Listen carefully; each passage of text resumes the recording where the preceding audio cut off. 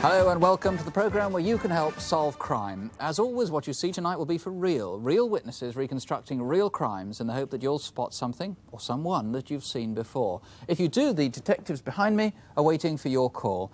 Here's the number in the studio, 01811 8055. We'll give you local numbers as we go on. Your calls will of course be treated in confidence, and if you prefer not to speak to a police officer, you can talk to a BBC researcher. And do be ready to write things down in case you do see something you recognise. Which in fact you might.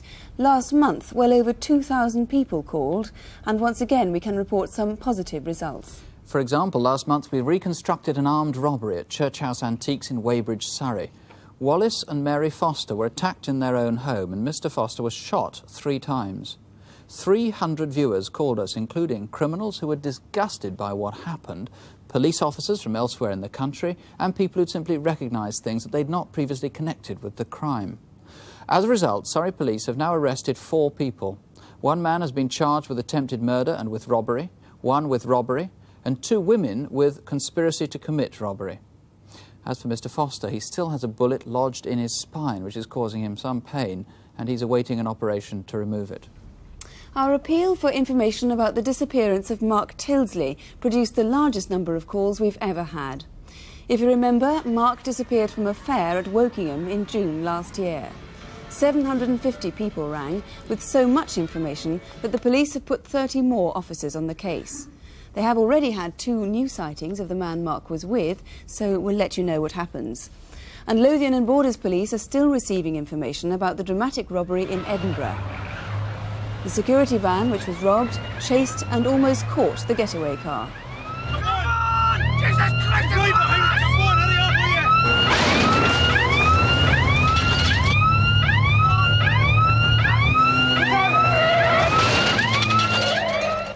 you? A viewer gave an important new lead on that blue Cortina.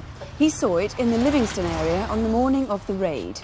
And Edinburgh Police would like the man who's rung on 2 occasions asking for Sergeant Brown to ring him again now on Edinburgh 311 3131. That's 031, the code for Edinburgh, 311 3131. And Thames Valley Police wanted to interview a man in connection with an engineering deal, if you remember. Over £160,000 in cash had simply disappeared. Well, during the programme, we had information that the man was right then in Bude in Cornwall, but before police could get there, he'd disappeared. 2 days later, in the fishing village of Polruan, another viewer saw him in the Lugger pub. Finally, on the Sunday, at the Quayside Guest House, locals managed to keep him talking until the police arrived. The man has now been charged with theft of cash. And a viewer in Devon has turned up some of the chairs that were stolen from the other end of the country, from Edinburgh, the district council. The viewer, an antiques dealer, realised he'd bought a dozen of the chairs. They're now safely under lock and key in the police station at Barnstaple, where the jailer, Mr. Bush, is obviously taking no chances.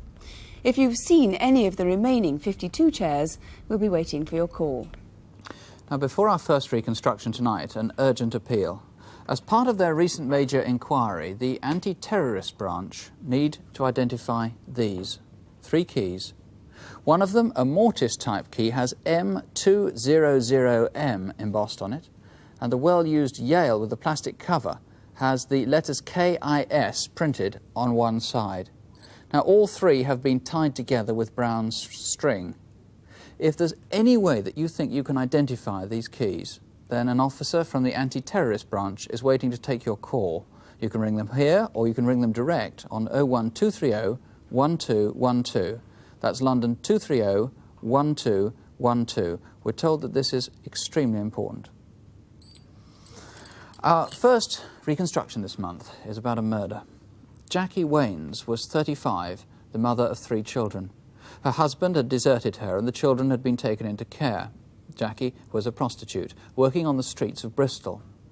She was murdered on the evening of the 20th of April. It was a bitterly cold Saturday night, a time which locals might remember because there were a lot of visitors in the area for the last day of the badminton horse trials.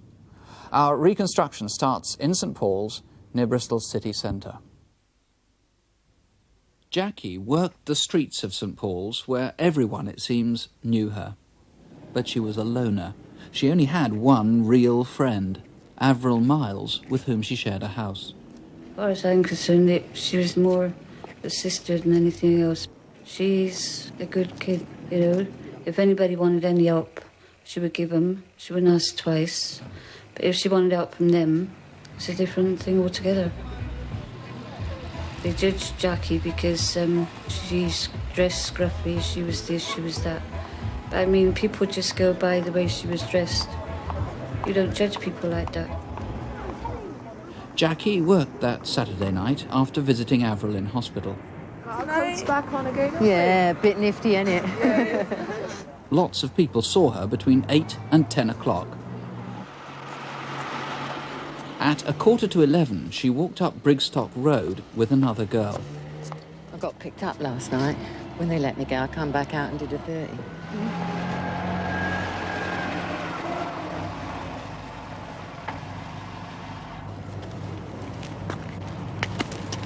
The red Cortina was parked on the corner of Hepburn Road where Jackie lived. Since she got straight into the car without negotiating first, her friend wondered if Jackie knew the man. She remembers him as having curly blonde hair.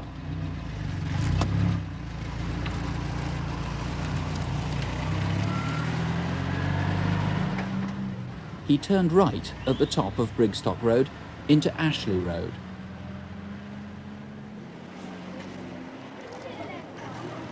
By 11:10, Jackie had returned to the area, Ashley Road in the middle of St Paul's. A prostitute saw her on the other side of the street, getting into a small escort type of van. She didn't see it drive away. 10 minutes later, when she looked again, Jackie was walking the other way, up Ashley Road. It was the last time she was seen alive. At midnight, 9 miles away, some young men were on their way home from a night on the town. They pulled into a track off Perrin Pit Lane, a country road near Frampton Cotterell. They were listening to music and smoking. They had no idea of what was to happen in the next 20 minutes.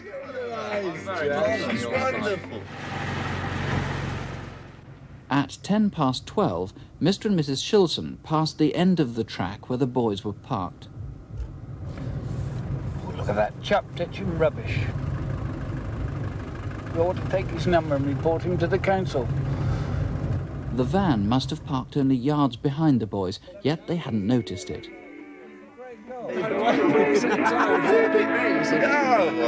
Darts, I'll take you on a darts next time. But at about 12:15, some time after the van had gone, they did see a dark Cortina arrive.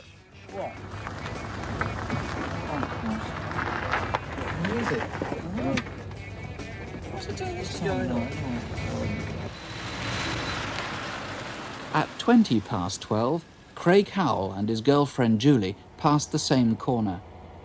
They too saw the Cortina, and then they saw what looked as if it could be a body. Julie turned the car round further down the lane, but by the time they got back to the spot, the Cortina had gone.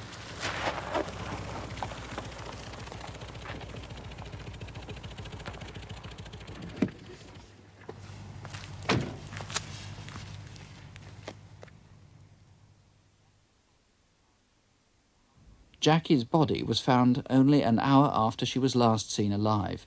She'd been stabbed several times.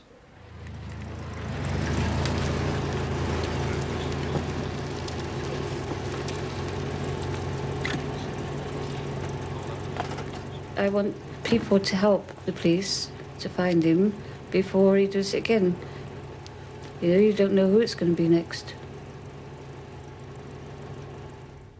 A tragic end there to a sad life. Detective Superintendent Malcolm Hughes is in charge of that investigation. Is there any apparent motive that you can find so far? Well, the motive certainly isn't robbery, because when her body was found, she still had money with her. There are two possibilities, really, I think. One, that she had some sort of argument with a client of hers, or the more sinister possibility that somebody went out with the express intention of killing a prostitute, or Jackie in particular. She didn't seem, from what I know, to have been a very argumentative sort of person. No, that is quite true, and it seems that the latter is the case, and we seem to have a very dangerous man still at large. Now you need to trace a number of people, as we saw in our reconstruction. First of all, the man in the red Cortina with the curly blonde hair. Yes, we know that at about 10:45 p.m. that night, she got into a red Cortina in Brigstock Road. All the indications are that she may have known this man. He's a man with blonde hair, fair hair, which was curly and may have been highlighted.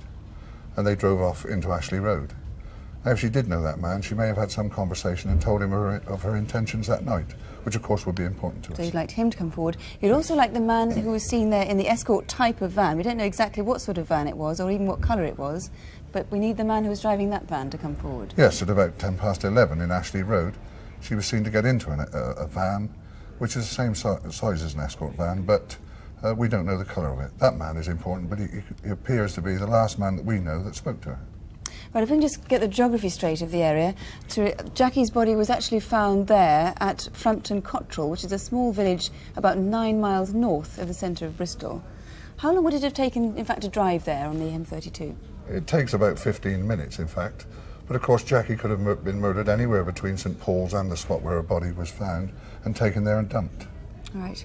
Well, it was in Perrinpit Lane where she was found, and there's a bridle path, which we're going to see in a minute, which is where those two boys were parked. Those boys were parked listening to music. There it is, and there's the track where they were listening to the music. And her body was dumped just about 10 yards behind their car at the start of that bridle path. Is that right? Yes, that's right. Now, what about the white van that was seen in that lane, Perrinpit Lane, by the couple passing by? Yes.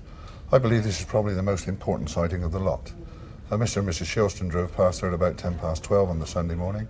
They saw the white van, and standing beside it they saw a man who's described as slim build, wearing blue jeans and a multicoloured bomber jacket, similar in every respect to this one. It's not an entirely uncommon jacket, but... No, indeed it's not. They're quite popular, but we know that that man was wearing that type of jacket. Now, at his feet he had a white bundle, a large white bundle, they described it as. And I believe that that was the body of Jacqueline Waines. The van itself is white. It's rather larger than a transit-type van. And more importantly, it had on the offside some damage. It looked like an impact mark and some scratches, as you can see there.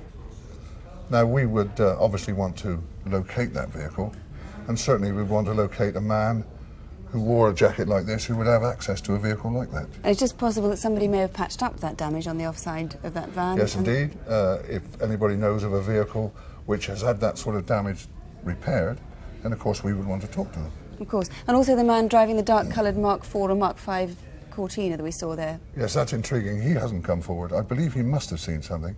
And it's very important that I see him, and I'm quite prepared to see him anywhere and in complete confidence. Now, you've never found one of her shoes. That might provide a clue if you can find the other one of her shoes. Yes, that's true. Jackie was wearing a pair of shoes, and this is the right one. The left one is missing. Despite quite an extensive search, we haven't found it. If anybody has found or knows the location of a sandal like that, then of course we would want to speak to them. And all these people you'd like to come forward, and it is in absolute confidence, of course, isn't it? Yes, indeed.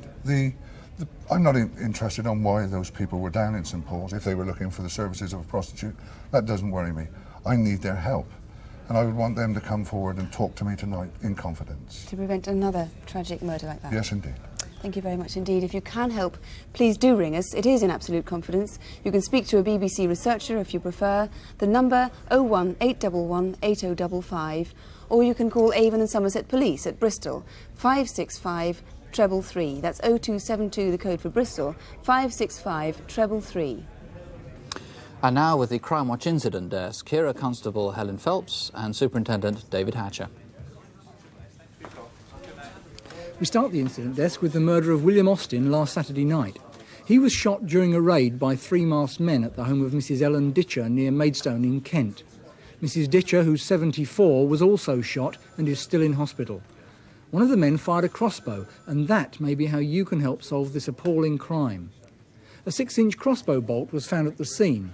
These are usually fired from a small handheld bow. But Mrs Ditcher remembers a larger bow, something like this. But the limbs, that's this bit, appeared wooden and ornately decorated. If you've seen anybody with one of these recently, or if you've had one stolen, ring us now so we can find these men as soon as possible. North Yorkshire Police urgently need your help to track down a rapist. His most recent attack was on Wednesday the 12th of June on the York University campus. It happened just after midnight near this lane.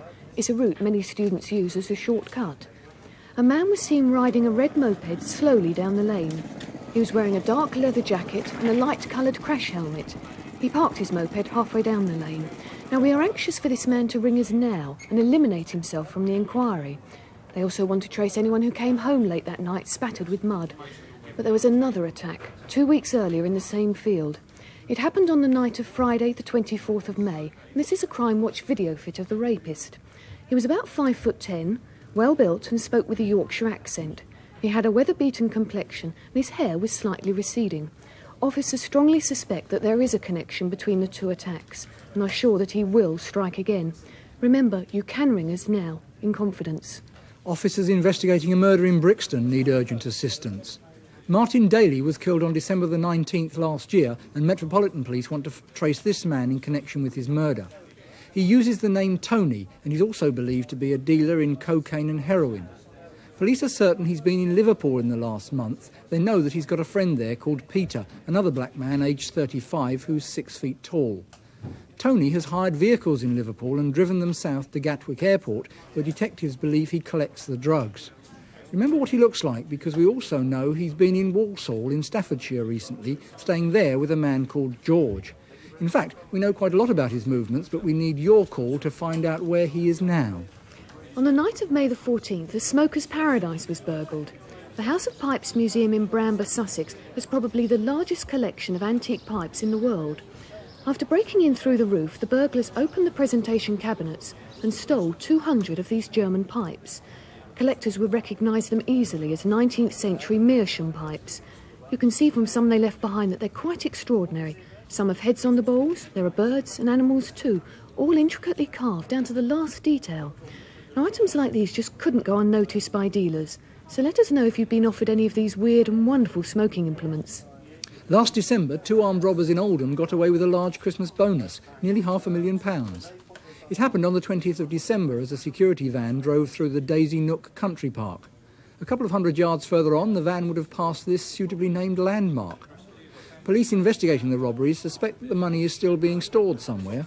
It was carried in 41 ammunition boxes like this.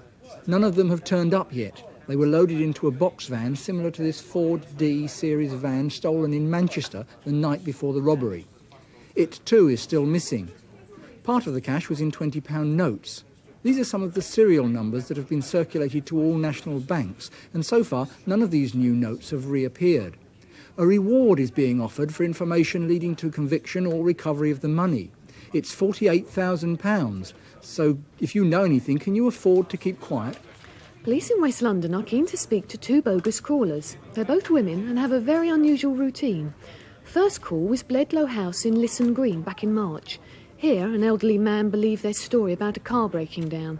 He offered them tea and the use of his telephone, but they took some of his cash and silver and made a fast exit. By May, they developed their act by dressing up as nuns, armed with collecting boxes. Here in the Edgware Road, they called on a small tailoring business. One kept staff talking, whilst the other snatched an envelope containing £600. In early June, they were in Parkway in Camden Town, where they stopped for lunch at the Golden Grill restaurant. The owner found their behaviour odd, especially when he noticed one had jewellery and eye makeup. Both are in their 30s and noticeably short, about 5'2". One has ginger hair and a soft Irish accent, and the other has dark hair and a London accent. They were last seen just 9 days ago, joking with a man in the front of a yellow transit van, just off Oxford Street. Give us a call if you've seen them, or if you can help with any of this month's incident desk cases.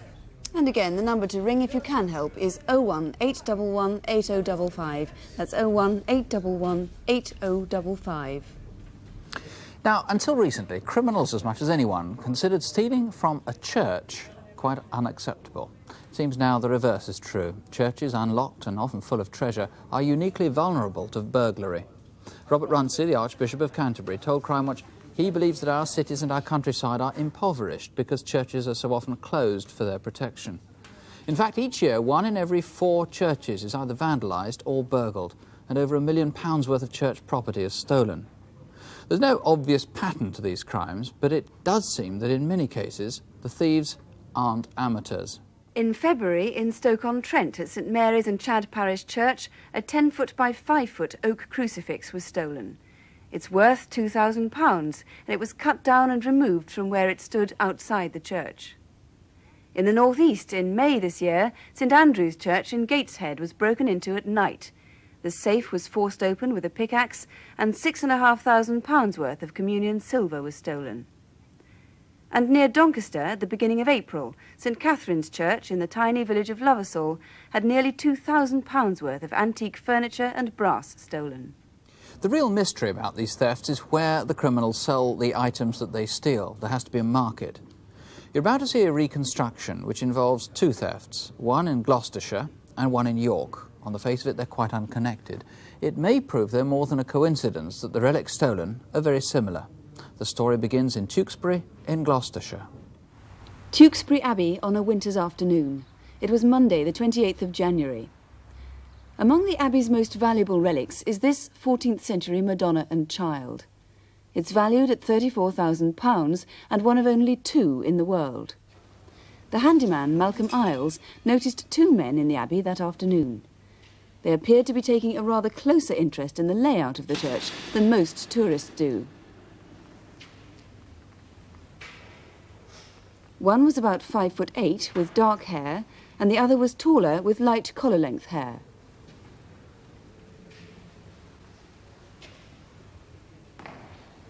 Two hours later, as a parishioner arrived just before evensong, she too saw a light-haired man entering the Abbey. Good afternoon. Good afternoon. Thank you. He seemed rather well-spoken.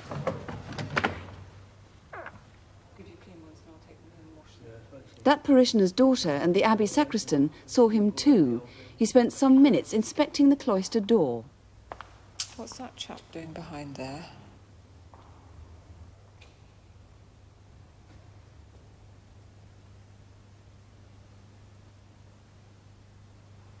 "6 p.m. The sacristan shut the Abbey as usual. Police now know that sometime that night a wooden bench was used by someone as a ladder to one of the windows.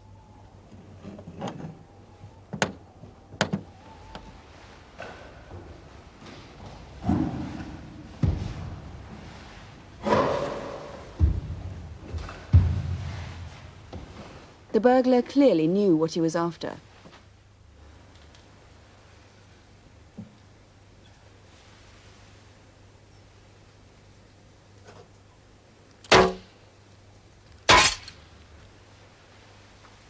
He'd got to the Madonna and Child despite the specially toughened glass.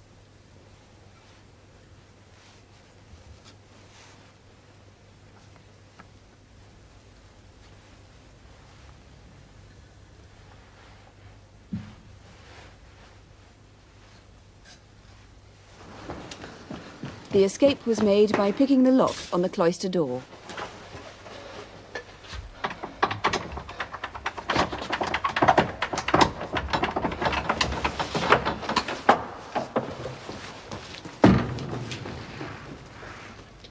York, 5 months later, Friday the 14th of June. St Olave's Church, Marygate, is 11th century, an active place of worship and a tourist attraction. The vicar, the Reverend Alan Heslop, and a local architect arrived at 2:30. The new roof of the Lady Chapel needed a final inspection. While he was up there, the architect recalls hearing the organist practicing.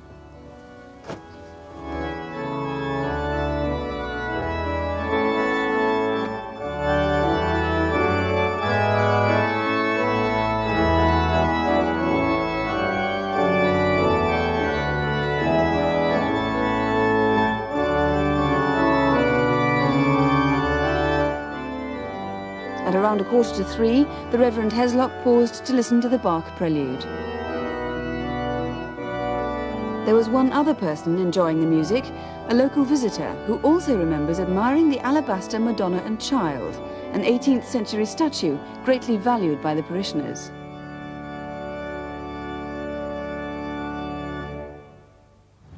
Just after 3, Mrs. Parks, one of the flower arrangers, arrived. She too recalls seeing some people in the church. When I came through the door, I just glanced round casually, and standing with his back to me, looking right down the church, there was a man dressed in fawn clothes with a fawn bag. There were a couple of tourists about halfway down the aisle. While I was in the vestry, I was vaguely conscious all the time of people moving about, as they would walking up and down on stone floors, and of the noise that's made when the front door slams back shut behind someone. I finished the vase, then I carried it outside, down the side aisle. I just noticed out of the corner of my eye that there was no statue on the plinth. Between 3 and 3:30, it had been stolen. To remove a 2.5-foot statue secured to a steel mounting was almost certainly a professional job. Sergeant Richard Hall, let's take the York robbery first, the St Olave's Church one. What do you hope to find out? Well, we hope to trace the person that was seen in there that afternoon. The York police haven't managed to trace yet. All we can say is he was dressed in fawn clothing and carrying a fawn bag. It was Friday the 14th of June. Now, people won't remember that date unless they go back in their diaries. You want anybody who was in St Olave's Church? Between 3 and 3:30 that afternoon, in particular. Just to call you? Yes. OK, they might have some information. Now, what about the Tewkesbury one? What do you hope to find out there? Well, again, there were two people who we haven't traced that afternoon, acting very suspiciously in the Abbey. They were seen by several people, parishioners. The particular one man was 6 foot tall. He had fair curly hair down to his shoulders, and he's described as having his eyes wide apart. Could be foreign looking. We're anxious to trace him and a smaller man with dark hair who was seen with him, acting suspiciously, in fact, by the doorway where the offenders escaped. Did he have a foreign accent? He had what described as a good accent, cultured accent. Right, OK. Now, the Madonnas themselves, if they've been sold to a dealer, what would they know about them? How would they recognise them? Well, the small Madonna from Tewkesbury Abbey is thought to be only one of two in the world at the present time. It is slightly damaged. The offender may not have known that when he stole it, because I think he stole it to order. It's got a slit in the back of the ivory running about 4 inches from the base. Right, and what about the York? The larger one, the crown on the child is been damaged in the past and has been stuck on. So there would be evidence that it's been repaired. Right. That's 2.5 feet tall. Now, for somebody to steal this, you say they stole it to order. This is organised. It's definitely organised, and it's a sorry day that we've got to lock our churches and cathedrals and abbeys, because there's some marvellous stuff on show. Indeed it is. Well, good luck. If there's anything that you can do to help, please do call us. The number here, if you think you can help, 018118055. There are detectives from both inquiries in the studio. Of course, if you prefer and you want to talk in confidence, you can speak to a BBC researcher. Well, now the Crimewatch protocol. There are 3 people police need to trace tonight. With the details, David Hatcher. Our first face is a familiar one. His real name is Sidney Noble, but you're more likely to have heard his nickname, Dr. Death. In April, he went missing from an open prison where he was serving a 10-year sentence for drugging old people and then stealing their money. Since May, 6 similar offences have been committed from Southend to Weston-super-Mare. The man, who usually arrives by taxi, pretends to be interested in property or gardening. When he gains entry, he says he's a doctor, able to treat rheumatism. Sidney Noble is 57 and 5'7". He's got tattoos on his right forearm saying Stan and Vicky and a picture of a swallow. Now make sure he doesn't fool you. He looks quite smart and is well spoken. And ring us now if you've seen him. We also need to find this man in connection with an elaborate fraud which involves conning unemployed people out of large sums of money. This advertisement has appeared in newspapers all over the country, offering skilled jobs in Indonesia, working for a company called Anglo-Dutch Overseas Development. Every applicant is offered a job and they're then asked to send £290 to the address in Rotterdam towards their airfare. But the ticket, the job and the company are all bogus. We don't know this man's name, but we do want to speak to him about this inquiry. He could be anywhere in the country. So if you've seen him or if you know his name, please call us. And Warwickshire Police want your help to find this man. Keith Alfred Hunt was the managing director of the Exchange Securities Group of Companies. The total investment in this business was £15 million. Mr. Hunt disappeared from his home in Warwick in April 1983. He's 6'3" and has light brown hair. He's also well-spoken and smokes cigars and a pipe. He may still be in Britain, but he could be abroad by now. So if you're off on holiday and you see Keith Hunt by the pool, let us know when you get back. You can't miss him. He weighs 18 stone. If you see him, or any of our photo call faces, phone us now. And the number 01811 8055, 811 8055. Our last case is an armed robbery which happened just under a month ago. At least 4 men, 2 of them armed, attacked a Securicor van in St Albans. They escaped with well over £100,000 in cash. For security reasons, we can't show some of the fine details of the robbery, but as you'll see, there are many ways in which you might be able to help. The date was Saturday the 15th of June. That was the morning the papers had their first reports of the TWA hijack, which had started the day before. Although the robbery took place in Hertfordshire, our reconstruction starts in London. Just around the corner from the busy junction at Bounds Green tube station, sometime between 10 p.m. on Thursday the 2nd of May and 2:15 the following afternoon, a red Ford Cortina was stolen from its parking place in Oak Lane.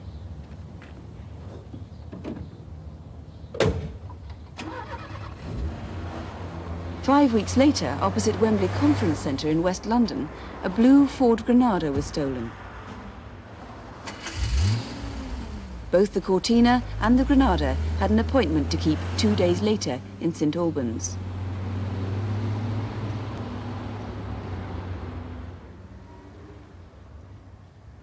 On the morning of Saturday the 15th of June, the day of the robbery, the manager of the Co-op Dairy in Burley Road arrived as usual at around 8 o'clock.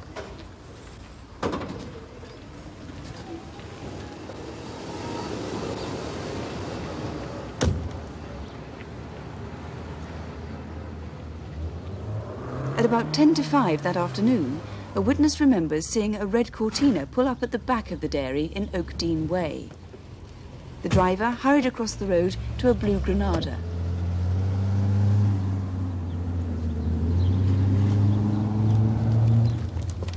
Half an hour later, a witness remembers seeing 2 men walking past Alban Court towards the dairy next door. They were wearing green overalls, so he assumed them to be milkmen. He described the one sitting on the wall as being about 5'10" to 6 foot tall and thick set. It looked as though he was wearing a dark brown wig or toupee.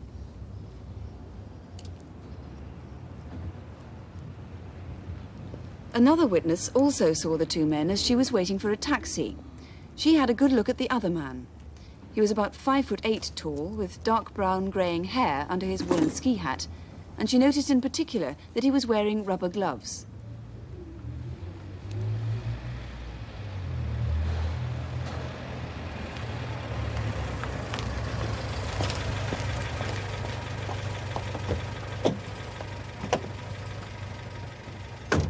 As her taxi pulled away, she glanced at the blue Granada that had been parked there for some time. The driver was in his late 30s or early 40s, was slightly balding and had a moustache.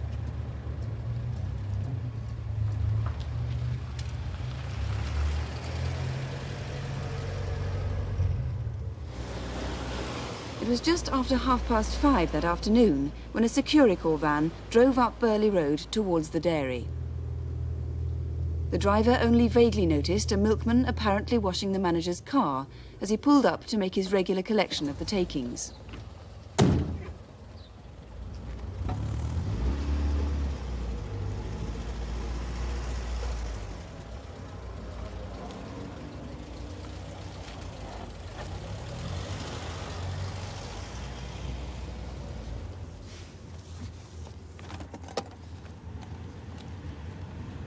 Get your hands up. Switch it on! Right, that's... Hurry up. Shut up! Get them Hurry hands. up! Come on! I think we're being done.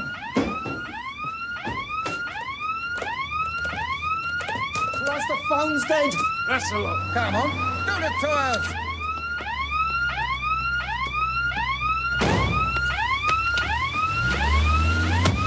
Stay there!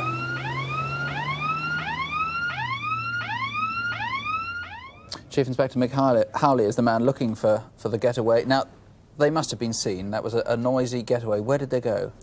Well, they turned right out of Burley Road into Castle Road, right into Ashley Road, across the Hill End Hospital roundabout, into Drake's Drive, and then left into Selbarns Lane. Were they seen on that route, as far as you know? Yes, they abandoned the Blue Granada on the car park of the Squash Club.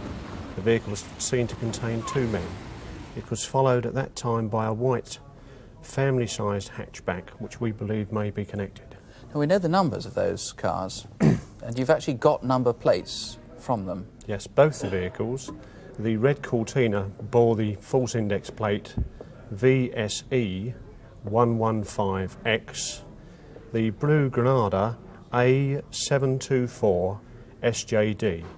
Now, most reputable companies that make up these plates keep records, so obviously we're appealing to anybody who may have remembered making up these plates. Right.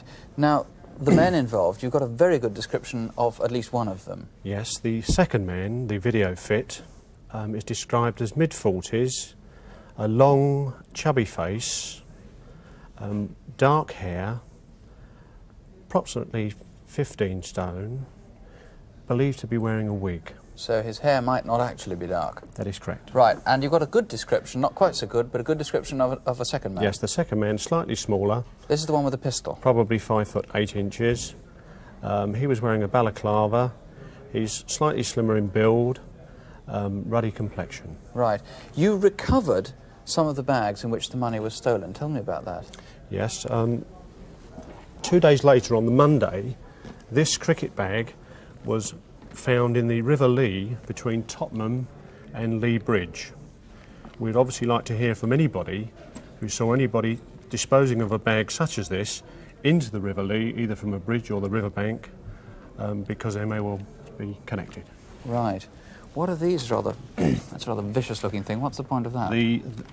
This very, very heavy chain and this container here, which contained ammonia, were in the bucket, and obviously this ruthless gang would have used these weapons together with the firearms if things had not gone according to plan. They're prepared to squirt ammonia in someone's face? I have no doubt about that at all. So they're obviously men who are quite prepared to use violence. Very ruthless. There is, I'm told, a reward. There is a very substantial reward on offer for information leading to the arrest and prosecution of these men. We hope that persons, close associates perhaps, of these suspects may come forward being attracted by the reward. OK, Inspector Howley, thank you very much. Please do call us if you know anything. The number to ring, if you can help, is 01811 8055, or you can call Hertfordshire Police at Welwyn Garden City. The number there, Welwyn Garden City 331 011. That's 0707 331 011. And if you haven't had the chance to write the numbers down, they're all on CFAX if you have that, on page 186, and they're there for the rest of the week. Or you could drop us a line. Here's the address: Crimewatch UK, BBC Television Centre, London W12 8QT. Our main number here is easy to remember, and we'll be here for the rest of the evening. We've already had many calls about these keys. The anti-terrorist squad is looking for them. In particular, this Union key marked M200M. If you recognise it, please do give us a call. We'll be back for Crimewatch Update in an hour and a half from now to let you know what happened. We're very conscious that Crimewatch is sometimes frightening. Almost all of you there who write to us say that you're reassured that something is being done. Well, with your help, something is being done. So please, don't have nightmares. Do sleep well. We'll be waiting for your call. For the moment, good night.